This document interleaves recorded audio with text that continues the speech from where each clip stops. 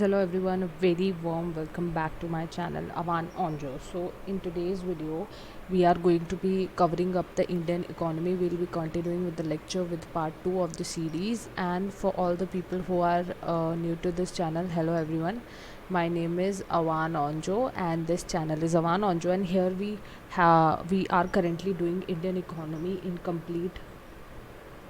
in the complete sense, and the complete syllabus is going to be there, and we are going to be including everything that you need to know for your SSC and UPSC basics. It is going to be covering, but for SSC it is like a complete course, crash course, which we are having. Okay, because now you might have got to know that the syllabus has changed a lot. Okay, and GS has got very much more weightage, so we are going to be covering GS, and I'm also going to be making video on computer, other subjects, etc. But currently I'm working on Indian economy, and this is part 2. If you guys haven't watched part 1, so you have to go watch part 1 first. Okay, because that this one is going to be the most recent video I have posted, and this is the part 2. अगर आप part 1 पढ़ोगे तभी आपको part 2 समझ आएगा, तो जाइए part 1 लीजिए। और अगर आपको अभी तक नहीं पता एसएससी ने क्या चेंजेस करती है, तो एसएससी के चेंजेस के ऊपर मैंने एक वीडियो बना दी है, और उस चेंजेस से क्या असर पड़ेगा उसके ऊपर भी। तो अभी 2022 वाले एग्ज़ाम्स होंगे, उसमें आपको चेंजेस देखने को मिलेंगे, तो आप ये वाली वीडियो भी जाके देखिएगा, ठीक है, ताकि आपको चेंजेस पता लग सके और आपको पता लगे कि हम क्यों ये सब स्टार्ट कर रहे हैं। ओके, तो without any further due now let's continue. तो मैंने अपने पिछले वाले लेक्चर में आपको जहाँ तक करा दिया था, तो मैंने आपको कहाँ तक करा दिया था, मैंने आपको करेंसी के टॉपिक तक कंप्लीट करा दिया था। ओके, करेंसी, और हमने मनी की बात करी थी, हम मनी के बारे में पढ़ रहे थे, ठीक है, और मैंने आपको करेंसी और कैश के बारे में सब कुछ बता दिया था। अब मेरे को आपको अभी आज के इससे बैंक्स का स्टार्ट करना था कि बैंक्स क्या क्या होते हैं, कैसे होते हैं, ठीक है, और बैंक्स का क्या रोल होता है, ठीक है। अच्छा, तो बैंक में देखो, बैंक्स का क्या होता है, सबसे पहले तो एक इंस्टीट्यूशन होता है जो कि ऑल ट्रांजैक्शंस को मॉनिटर करता है। इसमें सबसे इंपॉर्टेंट हमारे लिए आरबीआई, एसबीआई ये होते हैं, ठीक है, जो कि गवर्नमेंट के होते हैं। Basically RBI is the most important, ये रूल मेकर होता है, ठीक है, सारे के सारे रूल्स बनाता है। तो इसके लिए जो भी इकोनॉमिक मार्केट होता है उसके लिए, तो RBI has a very important role, and this is government. RBI means government organisation. Okay, so अब यहाँ पे क्या होता है कि हम लोग कुछ बात कर लेते हैं कि लोन्स के बारे में, बिकॉज लोन्स यहाँ पे बहुत ज़्यादा इंपॉर्टेंट होते हैं। अगर हम लोन देते हैं, बैंक से हमें क्या मिलता है, बेसिकली लोन मिलता है, ट्रांजैक्शंस होते हैं, ठीक है। तो जो हम लोन की बात करते हैं, तो इसमें क्या होता है कि बैंक के लिए ना कुछ चीज़ें होती हैं, कुछ टर्म्स होती है। एक टर्म होता है एनपीए, ठीक है, जिसको हम क्या बोलते हैं, non profit asset. Non profit asset, इसका मतलब क्या होता है, इसका मतलब ये होता है कि एक ऐसा असेट है हमारे पास, ठीक है, बैंक के पास, जिससे कि उसको कोई भी प्रॉफिट नहीं अर्न हो रहा है, ठीक है, ठीक है। तो इसके अंदर भी हमारे पास नॉन प्रॉफिट असेट के अंदर भी हमारे पास एक होता है लॉस्ड असेट, ठीक है, जो कि लॉस हो चुका है, अब उससे हम कुछ भी नहीं रिटेन कर सकते हैं, ठीक है। एक होता है सबस्टैंडर्ड असेट, ठीक है, एक होता है हमारे पास डाउटफुल असेट, ठीक है। तो बहुत चीज़ें होती है, तो ये आपको ज़्यादा इस पर डिटेल में जाने की ज़रूरत नहीं है, ठीक है। इसमें बस आपको ये देखना है कि क्या क्या असेट्स होते हैं और उसका मतलब क्या होता है, ठीक है। इसमें क्या होता है, बेसिकली एनपीए में होता क्या है कि एक ऐसा आपका असेट होता है जो कि बैंक के पास होता है, ठीक है, जिसका कि इंटरेस्ट पेमेंट जो होता है वो ओवर ड्यू हो जाता है, ठीक है। मान लीजिए मैंने बैंक से एक असेट कुछ लिया, लोन लिया, ठीक है, और लोन वापस नहीं किया, तो मेरा लोन जो है, मेरा जो पैसा है, इंटरेस्ट पेमेंट जो मेरे को करनी थी, वो ओवर ड्यू हो गई है, ठीक है। ओवर ड्यू हो गई है कब, कितने दिन से, कब हम ओवर ड्यू मानेंगे, जब वो 90 डेज़ प्लस कर जाएगा, ठीक है, 90 डेज से ऊपर चला जाएगा तो वो ओवर ड्यू हो जाएगी, तो उस केस में हम उसको एनपीए मान लेते हैं, ठीक है।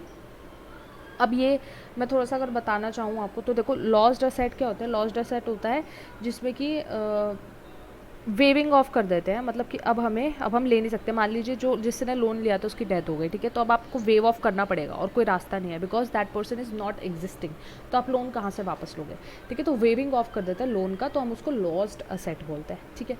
डाउटफुल असेट क्या होता है, डाउटफुल होता है कि अभी जो है 12 मंथ्स हो चुके हैं, अभी तक नहीं लौटा है, तो एक डाउट में है कि हमारा नॉन प्रॉफिट तो हो गया है वो, लेकिन एक डाउटफुल फॉर्म में है, ठीक है, रिटेन किया जा सकता है।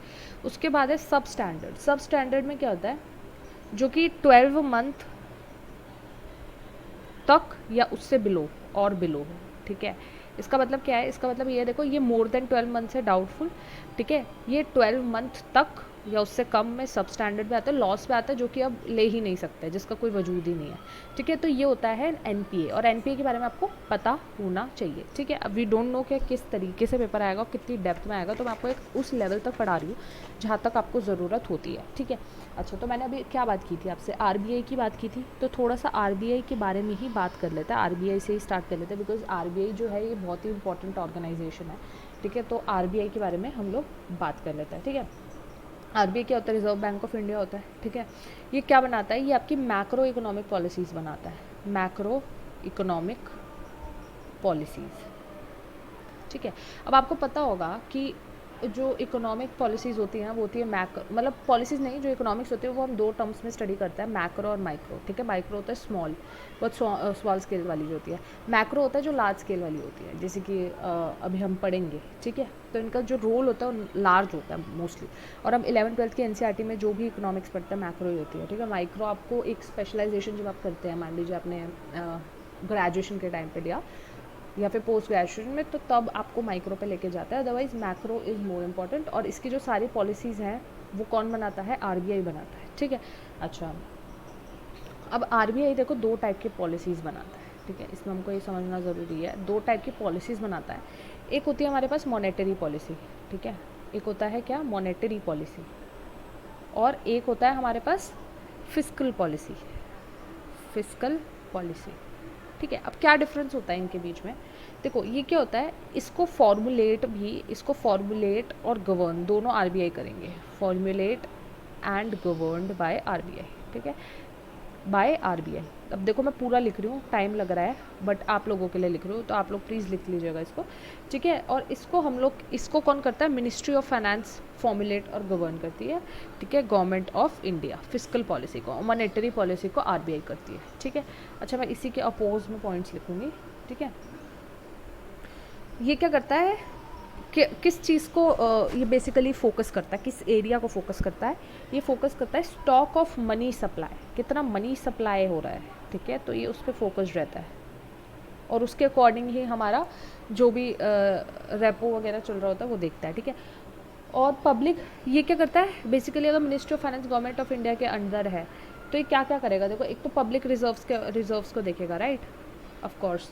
ठीक है, उसके बाद ये पब्लिक एक्सपेंडिचर, मतलब कि पब्लिक सेक्टर से रिलेटेड जो भी होता है वो सब ये देखता है, पब्लिक एक्सपेंडिचर हो गया। ठीक है, डेप्ट हो गया, पब्लिक डेप्ट हो गया, पब्लिक डेप्ट, तो ये सब चीज़ें क्या देखता है, ये सब चीज़ें हमारे पास किससे आती है, fiscal policy of developed by ministry of finance, जिसमें आप लोग पूरा ये अपना फिस्कल आपका रिपोर्ट होता है, आर्टिकल 112। आर्टिकल 112 क्या है, हमारा बजट जिसको हम क्या बोलते हैं, बजट या फिर एनुअल फाइनेंशियल स्टेटमेंट। ये मैंने आपको पहले भी बताया हुआ अपने वीडियोज़ में जब हम बजट के बारे में पढ़ रहे थे। ठीक है, तो ये आपको थोड़ा सा इन चीज़ों के बारे में पता होना चाहिए, थोड़ा आर्टिकल याद रखा करो, थोड़ी चीज़ें याद रखा करो, तो उससे आपका ईजिली कवर हो जाएगा। ठीक है, अच्छा, और एक बहुत इंपॉर्टेंट चीज़ मैं आपको एक चीज़ बताती हूँ, बहुत इंपॉर्टेंट चीज़, जैसे कि होता है इन्फ्लेशन।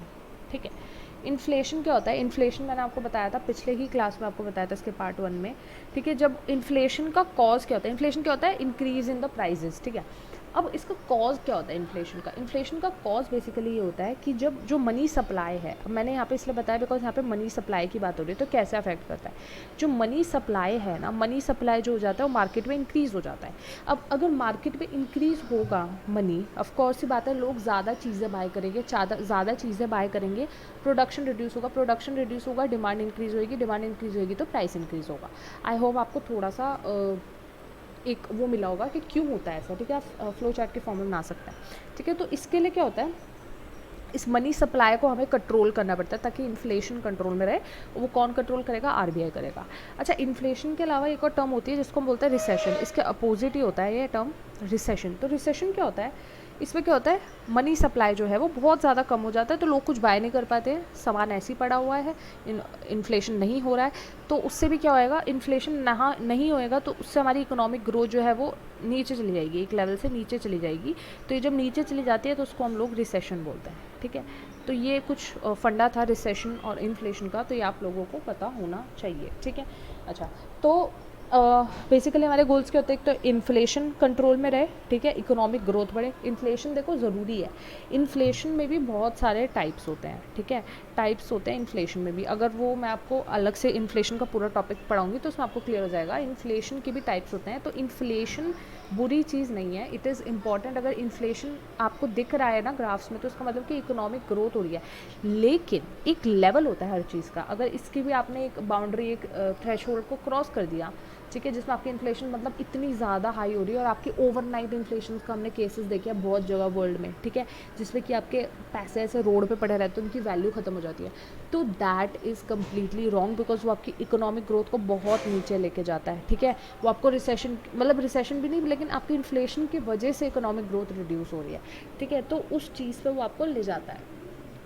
तो आपको वो क्या करना होता है, रिसेशन में आपको ले जाएगा तो क्या आएगा कि पूरी इकोनॉमी आपकी बैठ जाएगी। तो उसको हमें एक स्टैगरिंग होता है, एक क्रीपिंग होता है, ठीक है, एक होता है स्टडी, एक थोड़ा सा टाइम के साथ बढ़ता है। जो पहले 1 रुपये की वैल्यू थी, अब 100 रुपये की वैल्यू है, तो वो बढ़ रहा है, लेकिन उसके हिसाब से हमारी कंट्री भी डेवलप हो रही है। लेकिन अगर मान लीजिए कल 1 रुपये की वैल्यू 1 रुपये थी, आज 1 रुपये की वैल्यू 100 रुपये हो गई, तो दैट्स अ ओवरनाइट इन्फ्लेशन हो गया आपका, ठीक है, इतना ज़्यादा नाइटमेयर वाला हो गया कि अब किसी चीज़ की वैल्यू नहीं रही, तो आपकी पूरी कंट्री जो है वो एक रिसेशन में चली जाएगी। सो दैट इज़ रॉन्ग, ठीक है। तो हर चीज़ का एक लेवल होता है कि जहाँ तक वो चीज़ें एक हेल्दी होती हैं, होनी चाहिए, ठीक है। मैं आपको क्या बता रही थी, हम आरबीआई की बात कर रहे थे, तो आरबीआई पे आगे बढ़ते हैं, ठीक है।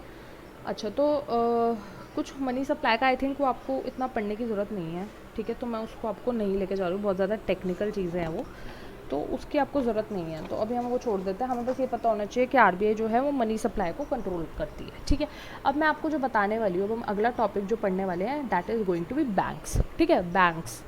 तो बैंक्स भी जो होते हैं ना हमारे, बैंक्स भी हमारे 2 काइंड्स के होते हैं, ठीक है, बैंक्स हमारे 2 काइंड्स के होते हैं। एक होता है नॉन स्केड्यूल बैंक्स,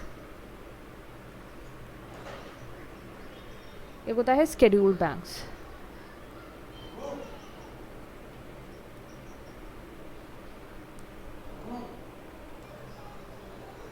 तो जो स्केड्यूल्ड बैंक्स होते हैं ना, ये सेकंड स्केड्यूल में लिस्टेड होते हैं, वाले बैंक्स होते हैं, ठीक है।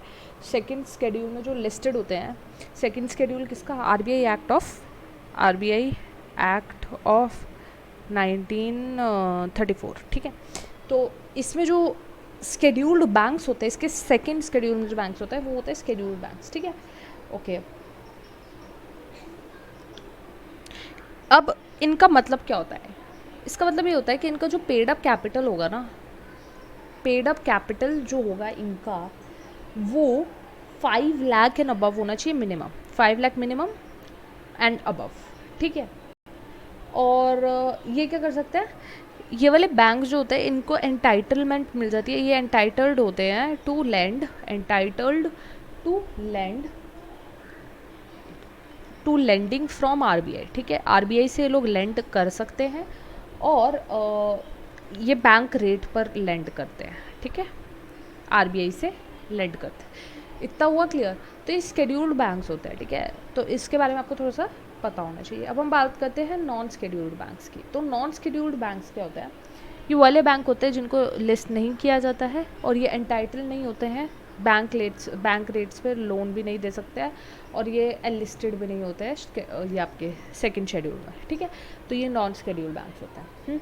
तो इस बार हमारे लिए जो इंपॉर्टेंट चीज़ें पढ़ने वाली वो बेसिकली स्केड्यूल बैंक्स है। तो अभी हम स्केड्यूल्ड बैंक्स को थोड़ा सा डिस्कस करते हैं, इस पर क्या क्या इंपॉर्टेंट चीज़ें हैं वो आपको पता होनी चाहिए, ठीक है।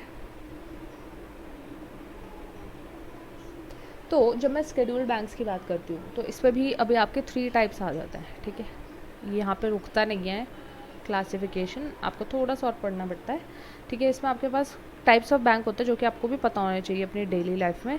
एक होता है कमर्शियल बैंक, ठीक है, एक होता है हमारे पास कोऑपरेटिव बैंक,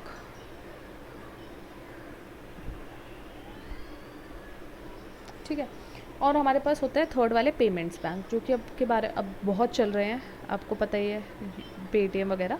तो इनके बारे में हम सबके बारे में बात करते हैं। तो देखो, सबसे पहले तो हमारा क्या आता है, पहला आता है कमर्शियल बैंक। तो जो कमर्शियल बैंक होता है, ये हमारे बैंकिंग रेगुलेशन एक्ट ऑफ 1949 ठीक है, इन पे लागू होता है किस पे, कमर्शियल बैंक पे, ताकि किसी भी तरीके का एक्सप्लॉयटेशन ना करे अपने कस्टमर्स के साथ, अपने क्लाइंट्स के साथ। ओके, तो ये बिजनेस ओरिएंटेड होते हैं और इनका क्या होता है, बिजनेस ही इंपॉर्टेंट होता है और ये देखते हैं कि कैसे हम लोग प्रॉफिट बनाएं। ठीक है, प्रॉफिट मेकर्स होता है। तो इस एक्ट ने क्लाइंट्स को प्रोटेक्ट करने के लिए बनाया गया ताकि ओवर एक्सप्लॉयटेशन क्या, एक्सप्लॉयटेशन ही ना करें। ठीक है, किसी भी तरीके से। कोऑपरेटिव बैंक्स क्या होते हैं, ये लाइसेंस्ड होते हैं for the development of the business model. Okay, and they are based on no profit no loss, यानी कि इनमें ना ही कोई प्रॉफिट होगा ना ही कोई लॉस होगा। तो ये डेवलपमेंट बेस्ड होते हैं, बिजनेस मॉडल बेस्ड होते हैं। ठीक है, और पेमेंट्स बैंक होते हैं कि ये किसी भी तरीके का, ये आपको किसी भी तरीके का लेंडिंग नहीं कर सकते, ये दोनों आपको लेंडिंग कर सकते हैं। ठीक है, ये कोऑपरेटिव सोसाइटीज़ वगैरह से रजिस्टर्ड होते हैं। ठीक है, ये वाले पेमेंट्स बैंक जो होता है ये आपको किसी भी तरीके का लेंडिंग नहीं कर सकते हैं। ठीक है, और आपको फाइनेंशियल इंटरमीडिएशन भी नहीं दे सकते हैं। ठीक है, तो इनका बस ये काम है कि बस ट्रांजैक्शंस के लिए हेल्प करते हैं ये। ठीक है, जिसकी हम अपना पेटीएम वगैरह देखते हैं।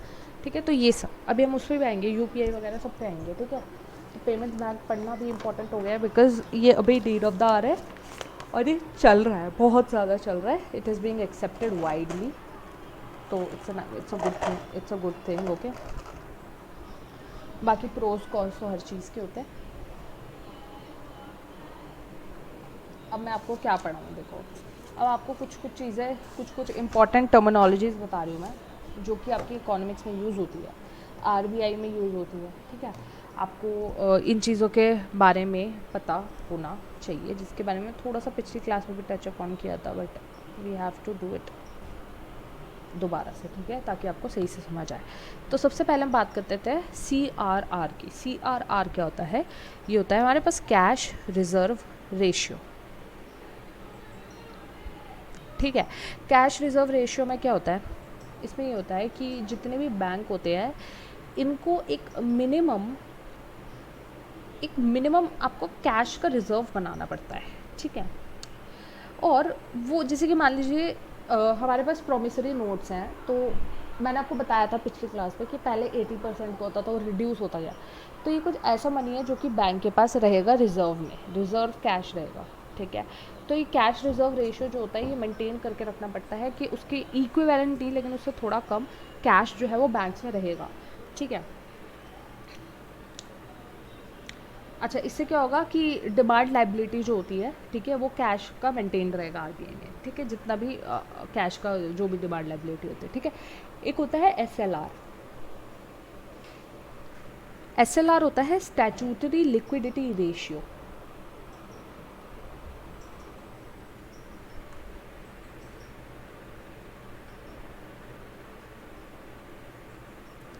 ठीक है, इसमें क्या होता है, इसमेमें ये होता है कि एक बैंक ना ये अपने पास रखता है। ठीक है, कुछ रेशो में, जैसे कि मान लीजिए A% है, इसलिए बैंक ने अपने पास रख लिया। ठीक है, in the form of like cash, gold. ठीक है, और आपका गवर्नमेंट डिटीज एक्सेट्रा। ठीक है, तो ये सब अपने पास ये थोड़ा सा परसेंटेज में रखता है। इसका हमारा एक रेशो होता है जिसको हम बोलते हैं SLR रेशियो। ठीक है, उसके बाद होता है एक मैंने टर्म पिछली स्लाइड में यूज़ की थी, बैंक रेट्स। ठीक है, बैंक रेट्स पे आरबीआई देता है, ये सब मैंने अभी स्केड्यूल बैंक में यूज़ की थी। ठीक है, तो बैंक रेट्स क्या होता है,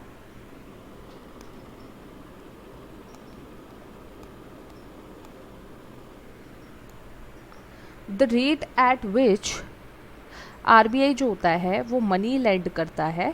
ठीक है, लेंड करता है to the banks, only to the scheduled banks. ठीक है, और they are capable of asking for loans also. ठीक है, तो स्केड्यूल बैंक लोन ले सकते हैं आरबीआई से, और लोन का जो रेट होता है वो किस पे देते हैं, बैंक रेट्स पे। तो ये बैंक रेट आपको पता होना चाहिए कि होता क्या है। ठीक है,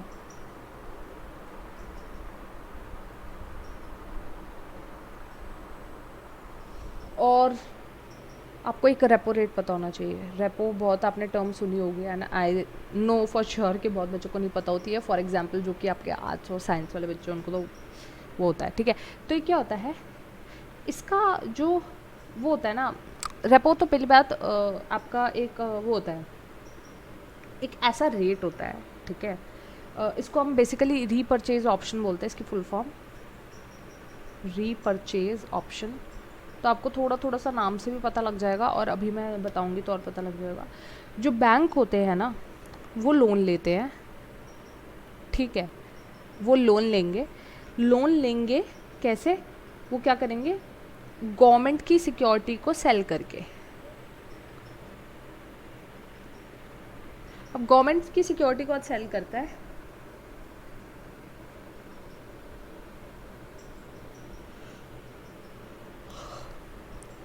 बैंक करेंगे और आरबीआई से लोन ले लेंगे, ठीक है। तो ये होता है, एक रेट होता है जिस पे लेंगे, होगा रेपो रेट। एक होता है रिवर्स रेपो।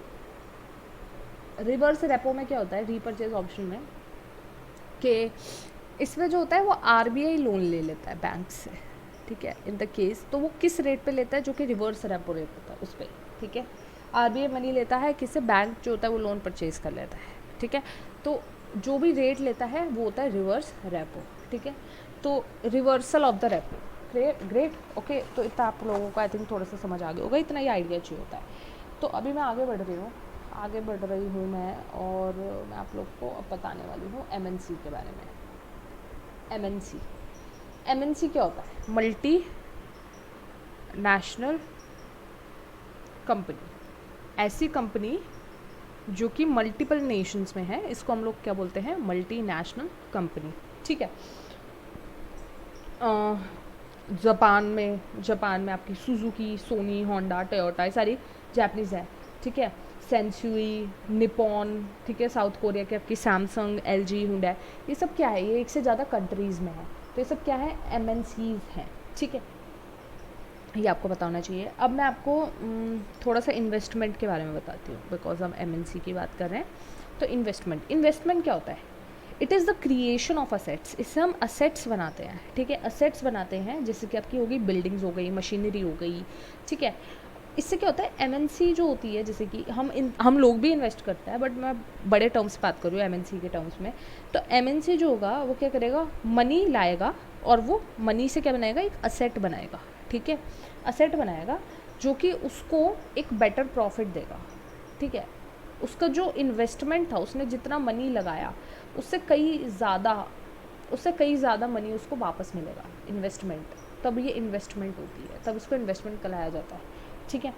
अदरवाइज़ अगर ये नहीं होता तो इन्वेस्टमेंट नहीं होता है, ठीक है। अब देखो कुछ टर्म्स और होते हैं एमएनसी के अंदर, एफडीआई, इसको हम क्या बोलते हैं, फॉरेन डायरेक्ट इन्वेस्टमेंट, ठीक है।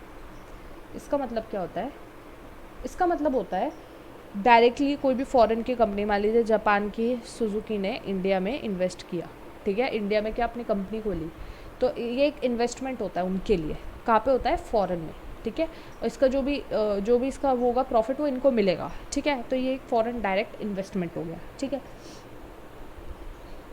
एक होता है एफआईआई क्या होता है, फॉरेन इंस्टीट्यूशनल इन्वेस्टर्स। थोड़ा मैं जल्दी लिख रही हूँ, फॉरेन इंस्टीट्यूशनल इन्वेस्टर्स। ये क्या होता है, ये बेसिकली फॉरेन से स्टॉक मार्केट में इन्वेस्ट करते हैं किसी कंट्री की, ठीक है। तो ये होता है एफआईआई, ठीक है।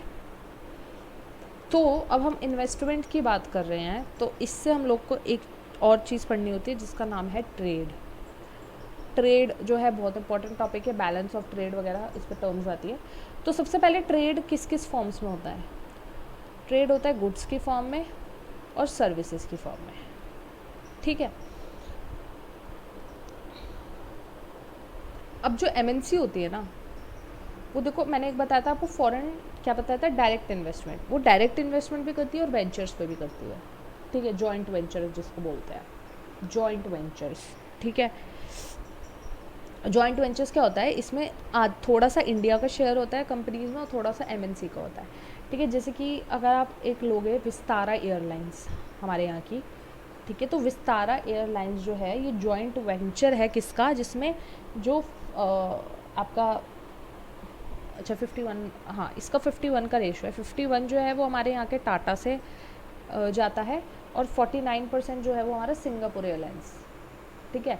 तो ये फॉरेन इन्वेस्टमेंट हुआ है विद इंडियन, तो इसको हम लोग बोलते हैं जॉइंट वेंचर्स। तो ये जॉइंट वेंचर्स पे जाता है, ठीक है।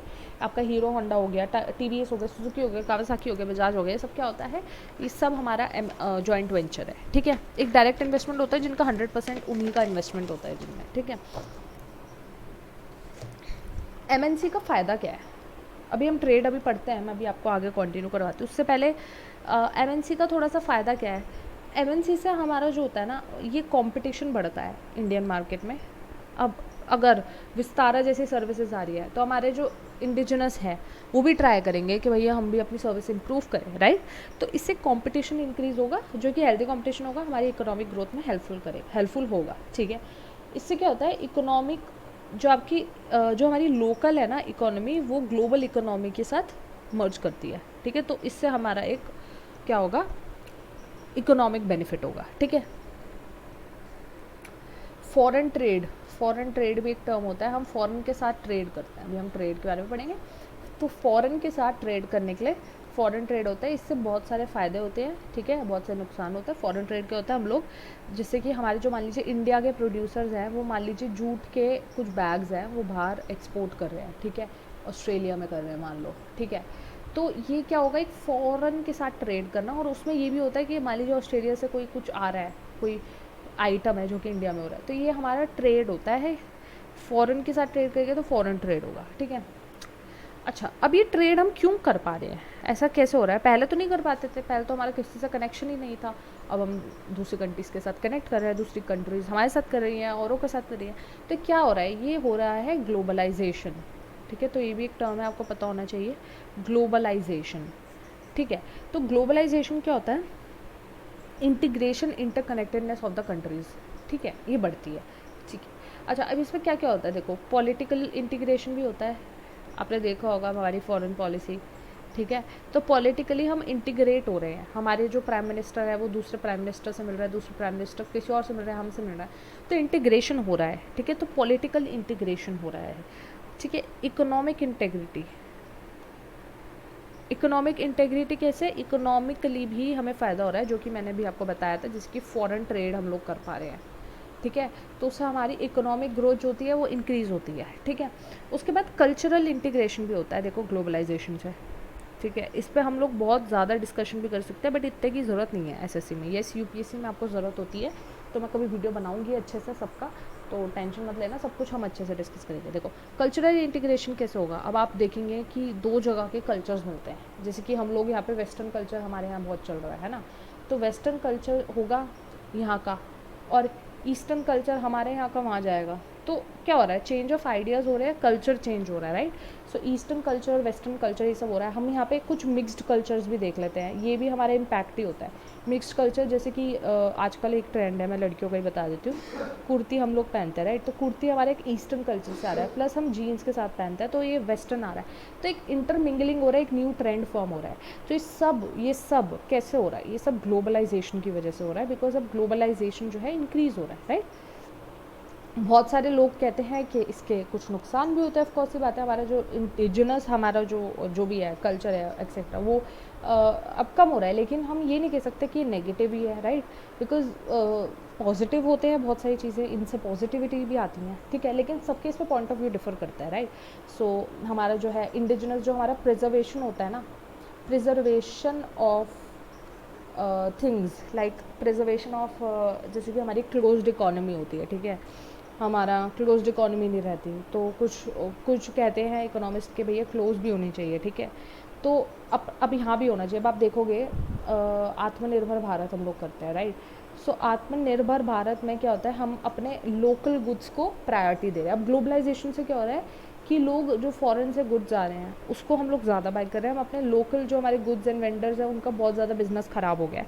तो ये एक ड्रॉबैक हो गया किसका, ग्लोबलाइजेशन का, बिकॉज जब से ग्लोबलाइजेशन हुआ है तब से ये सब हो रहा है, ठीक है।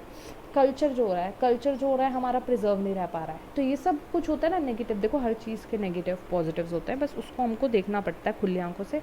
फिर हमें ये देखना पड़ता है कि कौन सी चीज़ जो है वो ज़्यादा बेटर है, हमें प्रोज एंड कॉन्स को मेजर करना पड़ता है, ठीक है। तो ग्लोबलाइजेशन के बेनिफिट्स एंड नुकसान दोनों होते हैं। हम उस वाली चीज़ में इतना जाना नहीं है, बिकॉज वैसे सी नहीं पूछता। आपको बस पता होना चाहिए ग्लोबलाइजेशन होता क्या है, क्या बेनिफिट है, मतलब बेनिफिट और नुकसान नहीं पूछता, वो पता होना चाहिए, ठीक है। लेकिन आपको अपनी नॉलेज के लिए मैंने थोड़ा सा बता दिया कि किस तरीके से हम लोग कह सकते हैं कि ये सब हो रहा है, ठीक है। अच्छा तो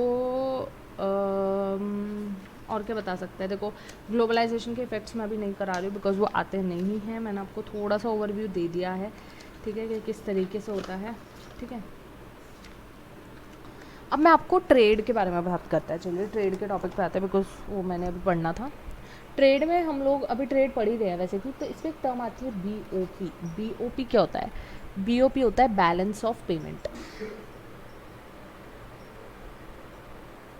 balance of payment, balance of payment क्या होता है? बैलेंस ऑफ पेमेंट होता है जब हम गुड्स को एक्सचेंज कर रहे हैं, ठीक है ना। गुड्स को हम लोग एक्सचेंज करते हैं, फॉरेन इन्वेस्टमेंट्स, ठीक है। गुड्स को एक्सचेंज करते हैं, मैंने आपको बताया था ट्रेड होता है सर्विसेज की फॉर्म में भी होता है, ठीक है। आपके टूरिस्ट आ रहे हैं, that is also a kind of something जो कि आपकी इकोनॉमिक ग्रोथ में हेल्प करेगा। हम लोग इन्वेस्टमेंट्स करते हैं, इन्वेस्टमेंट्स आ गया, ठीक है, डेब्ट्स वगैरह आ गए, ये सब क्या होता है? ये सब इंक्लूड होता है बैलेंस ऑफ पेमेंट में, ठीक है। ये एक स्टैटिस्टिकल रिकॉर्ड होता है बेसिकली, जिसमें क्या होता है कि हम फ्लो ऑफ पेमेंट देखते हैं किस डायरेक्शन में ज़्यादा है। Flow of payment is what it is, ठीक है। अब बैलेंस ऑफ पेमेंट में एक होता है आपका, एक तो होता है सरप्लस, ठीक है, एक होता है सरप्लस और एक होता है आपका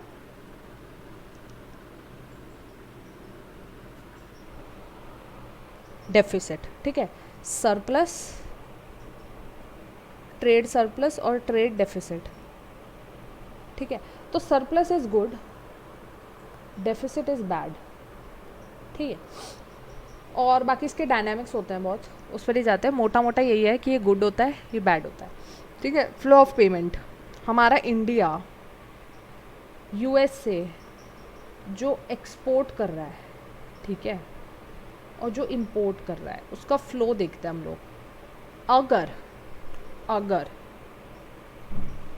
अगर इंपोर्ट जो है वो ज़्यादा है एक्सपोर्ट से, तो क्या होएगा? ट्रेड डेफिसिट, ठीक है, लिख लेना, इंपॉर्टेंट है। और अगर एक्सपोर्ट जो है वो ज़्यादा है इंपोर्ट से, ठीक है, एक्सपोर्ट ज़्यादा है, तो हमारे पास क्या होगा? ट्रेड सरप्लस, ठीक है। गिव मी अ सेकेंड,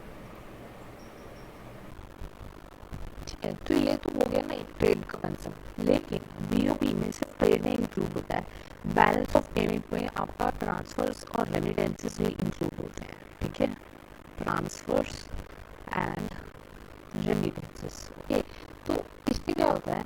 इसमें ये होता है कि जैसे कि मान लीजिए एक स्टूडेंट है, वो US में पढ़ रहा है, ठीक है। अच्छा, अब उसके जो पेरेंट्स वो इंडिया में है और वो कॉलेज फीस उनको दे रहे हैं, ठीक है। तो ये आपका क्या होता है? ये आपका इसको इस चीज़ को हम लोग बोलते हैं इनविजिबिलिटीज, ठीक है, जो कि हो रहा है, लेकिन इट्स नॉट लाइक कि वो ज़्यादा विजिबल होता है। इसमें कोई भी गुड्स इंक्लूडेड नहीं होता है, ठीक है, सिर्फ ट्रांसफर होता है, गुड्स इंक्लूड जो होते हैं वो नहीं होते हैं, ठीक है। अच्छा अच्छा, तो रेमिटेंसेस क्या होता है? रेमिटेंसेस होता है फेवर पर फेवर, ठीक है। जैसे कि इंडियन जो है वो US में ठहरा रहा है और वो इंडिया में अपने पेरेंट्स को मनी भिजवा रहा है, ठीक है। तो इसमें क्या होगा? ये होता है रेमिटेंस, ट्रांसफर और रेमिटेंस में डिफरेंस, ठीक है। अच्छा, और क्या होता है बैलेंस ऑफ पेमेंट में इंक्लूडेड? एक तो हो गया आपका ट्रांसफर रेमिटेंसेस, एक हो गया आपका ट्रेड एंड इम्पोर्ट्स, ठीक है, एक्सपोर्ट्स इम्पोर्ट, और एक हो गया आपका क्रिएशन ऑफ फाइनेंशियल असेट्स, ठीक है। और फाइनेंशियल भी आता है और नॉन फाइनेंशियल एसेट्स भी आता है, ठीक है। नॉन फाइनेंशियल एसेट्स में आपका आगे लैंड, बिल्डिंग, माइंस, ठीक है। फाइनेंशियल एसेट्स के लिए आपका शेयर्स, बॉन्ड्स, ठीक है, ये सब डेब्ट्स, तो ये सब, ठीक है। Also one more thing is included that is called as income, ठीक है। इनकम में आपका क्या कहा जाता है, जैसे कि इंटरेस्ट, ठीक है, पेमेंट्स, फाइन्स, ठीक है। तो ये सब आपका बैलेंस ऑफ पेमेंट में इंक्लूडेड होता है, ठीक है। अब बैलेंस ऑफ पेमेंट में कुछ अकाउंट्स होंगे, तो वो जैसे मैंने कलर पेंट नेक्स्ट तो देखो हमारे पास कुछ अकाउंट्स होते हैं, ठीक है। अकाउंट्स में हमारे पास बेसिकली 3 डिफरेंट अकाउंट्स होते हैं किसका बैलेंस ऑफ पेमेंट में। एक होता है हमारा करेंट अकाउंट, ये सब चीज़ अपने बैंक पे सुनी हुई है, आपके अकाउंट्स की सेविंग्स होती है ना, current savings, current accounts. Second होता है आपका कैपिटल अकाउंट, ठीक है। थर्ड होता है आपका, थर्ड क्या होता है हमारा, फॉरेक्स, फॉरेन रिजर्व्स, ठीक है, फॉरेन एक्सचेंज रिजर्व्स या ऑफिशियल इंटरनेशनल रिजर्व्स, ठीक है। तो ये सब क्या होता है, ये सब अपने बैलेंस ऑफ पेमेंट के अकाउंट में आएगा। अब एक बार मैं इसके क्वेश्चन आप लोगों को बता रही हूँ, ये क्वेश्चन थोड़ा सा कंफर्म करना पड़ेगा, हाँ ठीक है। तो इसमें एक इक्वेशन रहती है, मैं इसको सी ए मान लेती हूँ करेंट अकाउंट, कैपिटल अकाउंट को के ए मान लेते हैं, जो उसको मान दी, फॉरेक्स को तो हम फॉरेक्स ही लिख लेते हैं या फिर एफ एक्स मान लेते हैं इसको, चलो ठीक है। अच्छा, तो बैलेंस ऑफ पेमेंट्स जो होता है वो इक्वल टू होता है current account plus capital account, ठीक है, minus D into foreign exchange reserve में आर एफ एक्स लिख देती हूँ, एफ एक्स लिख देती हूँ, ठीक है। डी इज द डिफरेंस, ठीक है। तो ये एक फॉर्मूला है, इसको आपको पता होना चाहिए, और वो आज नहीं है बट पता होना चाहिए, ठीक है। तो थोड़ा सा आप देख लेना, ठीक है। तो अब ये एक टॉपिक है रिजर्व्स एंड फॉरेक्स, ये इम्पोर्टेंट है, इसके बारे में मैं थोड़ा सा आपका डिस्कस कर लेती हूँ। जो फॉरेन रिजर्व्स होते हैं वो कुछ फॉर्म होते हैं, जिसकी गोल्ड की फॉर्म में हो सकता है वो, ठीक है, एक ट्रेडेबल फॉरेन करेंसी के फॉर्म में हो सकता है वो, ठीक है।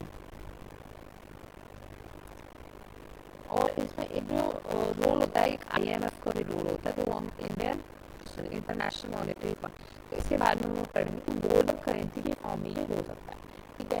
गोल्ड जो होता है आरबीआई के पास बहुत सारा है, ठीक है, हमारे पास हम स्टोर कर रहे हैं, अभी अराउंड $25 बिलियन का है, ठीक है, गोल्ड फॉरेक्स में। और फॉरेक्स में आपका करेंसी में इंटरनेशनल करेंसी जिनको कभी भी ट्रेड कर सकते हैं, हमारे यहाँ पे डॉलर, हमारे यहाँ पे क्या पूरी दुनिया में डॉलर सबसे ज़्यादा चलता है। तो उसके बाद जैसे कि यूरो हो गया, येन हो गया होता है, और जो भी करेंसी होते हैं, ठीक है। करेंटली हमारे पास कितना है, करेंटली इंडिया के पास ट्रेडेबल फॉरेन करेंसी का $500 बिलियन है, तो इट्स गुड वन है अंडर द फॉरेक्स ट्रेड्स, ठीक है। अच्छा, अब आईएमएफ को मैं थोड़ा सा बता देती हूँ। आईएमएफ में क्या होता है, कुछ इसके बाद कुछ स्पेशल ड्रॉइंग राइट्स होते हैं,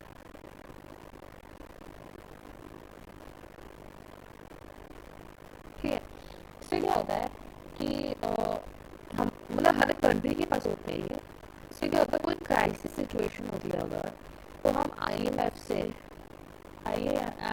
हम लोग मनी ड्रॉ हो सकते हैं, ठीक है, अंडर स्पेशल ड्राइंग राइट्स, इसको हम लोग SDR भी बोलते हैं, ठीक है। अच्छा, तो अगर मैं रिजर्व देखो फॉरेक्स का RFX, RFX, ठीक है, रिजर्व ऑफ फॉरेक्स, तो इसके हमारे पास आता है गोल्ड, है ना, प्लस हमारे पास TFC which is foreign currency, ठीक है, ट्रेडेबल फॉरेन करेंसी, और आपके पास आता है SDR, ठीक है, स्पेशल ड्राइंग राइट्स। तो ये सब हमारा रिजर्व फॉरेक्स के अंदर, रिजर्व फॉरेक्स के अंदर, ठीक है, कार्बन रिजर्व से हम बात करते हैं। अच्छा, तो अब हम ट्रेड पढ़ रहे थे, तो इनफ्लो आउटफ्लो का कंसेप्ट होता है, अगर हम देखें तो हमारे पास होता है, सही पूरा टॉप बात, सॉरी, इनफ्लो और आउटफ्लो का कंसेप्ट होता है, इनफ्लो और आउटफ्लो, ये क्या होता है, इनफ्लो आउटफ्लो। तो इनफ्लो जो होता है जैसे कि हम कुछ इम्पोर्ट कर रहे हैं, ठीक है, उसको हमने बोलते हैं इनफ्लो। जैसे कि हम लोग सऊदी अरेबिया से ऑयल इम्पोर्ट करते हैं, ठीक है, तो हम कितने रुपए में करते हैं, कितने रुपए में करते हैं हम लोग। Inflow is not import. Inflow में मैं आपको क्या समझा रही हूँ, देखो मैं आपको दोबारा समझाता हूँ, अगर आपको आई थिंक थोड़ा कन्फ्यूजन हो जाएगा तो मैं अभी मैं थोड़ी सी हटा देती हूँ वर्ड, ठीक है, अभी आपको समझ आएगा। देखो देखो हम सऊदी अरेबिया से ऑयल मंगाते हैं, ठीक है, हमने कितने में मंगाया हमने $50 मिलियन में मंगाया, ठीक है। तो जब हमने $50 मिलियन में मंगाया, फिर मैं ये भी हटा दूँ, एक मिनट रुको मैं दोबारा बताता हूँ। मान लो एक एग्जाम्पल है, ठीक है, अभी सब भूल दो जो भी बताया था। तो सऊदी अरेबिया है, इससे मैंने ऑयल मंगाया, हमने इंडियन ऑयल मंगाया इसमें $50 मिलियन। तो अब क्या होगा, इसके इसमें इम्पोर्ट हो रहा है, इम्पोर्ट हो रहा है, हम बाहर से तेल को मंगा रहे हैं, लेकिन हमारा जो मनी है वो आउटफ्लो कर रहा है, मनी तो आउटफ्लो पे कंडीशन होगी आउटफ्लो की, ठीक है। वेयर अगर हम एक्सपोर्ट कर रहे हैं, जैसे कि हमारा जो राइस है वो ईरान में जा रहा है, ठीक है, राइस हमारा ईरान में जा रहा है, कितने में लिया उन्होंने हमसे, $20 मिलियन लिया है। तो यहाँ पे क्या हो रहा है, यहाँ पे इनफ्लो हो रहा है, इनफ्लो मीन्स यहाँ पे जो है हमारे पास पैसा इंडिया में आ रहा है। तो अगर हम एक्सपोर्ट करते हैं कुछ भी तो हमें क्या मिलता है, इनफ्लो मिलता है, इनफ्लो किसका, मनी का। और जब हम इम्पोर्ट करते हैं, ठीक है, तो हमारा आउटफ्लो होता है, ठीक है। तो ये कुछ है, एक मुझे पता नहीं कंफ्यूजन होता है, मैंने देखा है पेपर में अगर इनफ्लो आ गया ना तो नीचे इम्पोर्ट लगा के आ गया है, ठीक है, तो वो नहीं करना है हमको, हमने चीज़ें समझ लिया। इस बात को जो कंफ्यूज ना होने, इसको मनी की तरह दूसरे करो, पैसा आता है पैसा आ जाता है, उसके अकॉर्डिंग आप उसको लिख सकते हो, ठीक है। चलो बच्चों, अब हम आगे बढ़ते हैं। तो अब मैं आपको थोड़ा सा क्या डिस्कस कर सकते हैं। हम लोगों ने, मैंने आपको एक चीज़ बताई थी, मैंने आपको एक चीज़ नहीं बताई है, हमने इनफ्लो आउटफ्लो पढ़ा है। फिर कंसेप्ट होता है इसका नेट आउटफ्लो का, ठीक है, नेट आउटफ्लो, ठीक है। नेट आउटफ्लो हम कैसे निकाल सकते हैं, तो हमारे आउटफ्लो इम्पोर्ट है, इससे हमारे इम्पोर्ट से निकाल सकते हैं और बैलेंस ऑफ क्रेडिट से निकाल सकते हैं ना। तो नेट आउटफ्लो कैसे निकाल सकते हैं, उसका फॉर्मूला होता है हमारे पास, इनफ्लो इनफ्लो माइनस आउटफ्लो, ठीक है। हमने कितना पैसा जो है अंदर दिया है इंडिया में और किसी तरह हमने भाग दिया, तो इससे हमारा नेट आउटफ्लो आ सकता है। इससे हम लोग ट्रेड के बारे में भी जान सकते हैं कि हमारा डेफिसिट रहा है या सरप्लस है, ठीक है, तो उसका डायरेक्ट कोरिलेशन हो जाएगा। चलो अब मैं आप लोगों को क्या बताती हूँ, मैं आप लोगों को अब नेक्स्ट इम्पॉर्टेंट चीज़ बताता हूँ। आपको बहुत ज़्यादा समझना है, जरूरत नहीं है तो मैं वो नहीं बता रही हूँ। तो हम थोड़ा सा इकोनॉमिक सिस्टम्स के बारे में पढ़ लेते हैं, पूरे वर्ल्ड में किस तरीके के इकोनॉमिक सिस्टम्स रहते हैं। तो ये मेरा लास्ट टॉपिक होगा इस वीडियो का, इसके बाद हम आगे नेक्स्ट वीडियो में कंटिन्यू करेंगे, ठीक है, इकोनॉमिक सिस्टम्स। अब हम अगर इकोनॉमिक सिस्टम्स को स्टडी करते हैं ना, तो हमारे पास एक स्केल होता है, ठीक है, तो मैं आपको एक स्केल बना देती हूँ यहाँ पे, अगर सीधी लाइन बन जाए तो ठीक है, वर्क करेगा। ये एक एक्सट्रीम पॉइंट है, ये दूसरा एक्सट्रीम पॉइंट है, ठीक है। यहाँ पे हमारे पास सारे के सारे सोशलिस्ट इकोनॉमीज आएंगी और यहाँ पे हमारे पास सारी कैपिटलिस्ट इकोनॉमीज आएंगी, ठीक है। कुछ है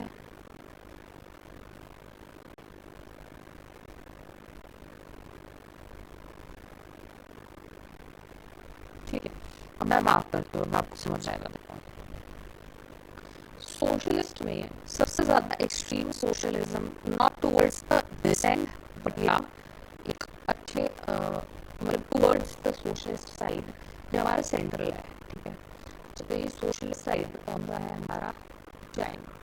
इसके बाद हमारी जो इकोनॉमी है, हमारा आता है इंडिया। अब इंडिया जो है ना, इंडिया की हम लोग बोलते हैं मिड इकोनॉमी है, ठीक है, मिक्स इकोनॉमी है बट 50-50 रेशो नहीं है, 70-40 का रेशो है। ठीक है, इतना समझ लो, यानी कि हमारा फील्ड जो है वो सोशलिज्म की साइड से आता है। ठीक है, इंडिया इज इम्पोर्टेंट, तो आपको बताना चाहिए कि एक लाइन पे एक बार कहा है। ठीक है, एकदम जो परफेक्ट मिक्सचर रहता है वो फ्रांस में रहता है। ठीक है, फ्रांस में रहता है, ये वाला पॉइंट फ्रांस के लिए।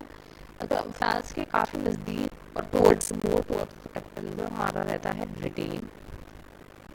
ठीक है, और ऑफकोर्स ये वाला आपको पता ही होगा, सबसे ज़्यादा तो यूएस ही कैपिटलिस्ट है ना। तो ये मैंने आपको कोऑर्डिनेट बना के पूरा दिखा दिया कि इकोनॉमिक सिस्टम्स वर्ल्ड में कैसे आपको ज़्यादा पाने की बजाय इसको मैंने आपको बता दिया है। ठीक है, ठीक है, तो ये था मेरा आज का लेक्चर। तो आई होप आप लोगों को अच्छे से समझ आई होंगी चीज़ें जो कि मैंने आप लोगों को बैंक और वो सब बताया था। और हम इकोनॉमी में ही आगे बढ़ेंगे, डिफरेंट टाइप्स ऑफ इकोनॉमी, क्या क्या इकोनॉमिक होता है, मॉडल होता है, मॉडल ऑफ इकोनॉमी।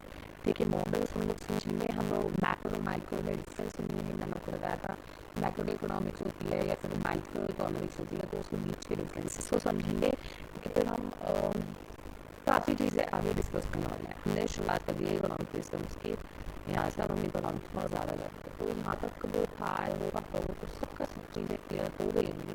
क्लियर हो गई है तो just go right now guys and subscribe to the channel. It gives us motivation to create more videos and let me know if me if you understood well, and if you doubt that the comment section is open for you. You are welcome for the keep the comments respectable please. And yeah, that's it for today. Thank you so much for watching guys. Have a very nice day. Stay safe, stay healthy. Bye.